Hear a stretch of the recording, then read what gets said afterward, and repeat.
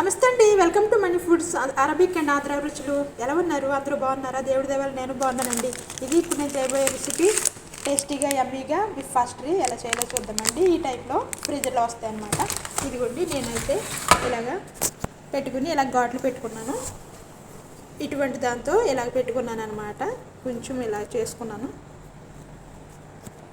ఇలా ఘాట్లు పెట్టుకున్న తర్వాత ఇదిగోండి ఫీతా చీజ్ అనమాట. ఫీతా చీజ్ అంటారు దీన్ని. కొంచెం పిజ్జా చీజు యాడ్ చేసి ఎలా టేస్టీగా చేద్దామో చూద్దాం. ఇదిగోండి ఫీతా చీజు, ఇదిగో పిజ్జా చీజు రెండు మిక్స్ చేసుకుని పెట్టుకుంటున్నాను బిఫ్ పాస్ట్రీలో. ఇలా మిక్స్ చేసుకుని ఇలా మధ్యలో పెట్టుకోవాలండి. ఈ విధంగా చీజ్ పెట్టేసుకున్న తర్వాత ఒక ఎగ్ అండి, ఒక ఎగ్ ఇలా స్ప్రెడ్ చేసుకోవాలి చుట్టూను.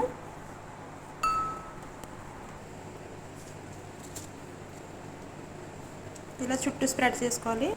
ఇలా అన్ని ఎగ్స్ స్ప్రెడ్ చేసుకున్న తర్వాత ఇప్పుడు ఓవెన్లో పెట్టుకుందాం.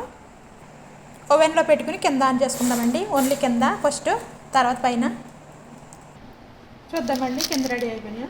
కింద ఈ విధంగా రెడ్ కలర్ వచ్చిన తర్వాత ఇప్పుడు పైన ఆన్ చేసుకుందాం. ఇలా గోల్డెన్ కలర్ వచ్చిన తర్వాత ఓవెన్లోంచి తీసేసుకోవాలి. వావ్, చూడడానికే వెరీ యమ్మీగా ఉన్నాయి కదండి.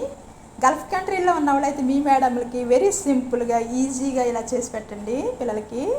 ఓకేనండి, మనీ ఫుడ్స్ సబ్స్క్రైబ్ చేసుకోండి, షేర్ చేయండి అండ్ కామెంట్ చేయండి. Thanks for watching. Bye bye.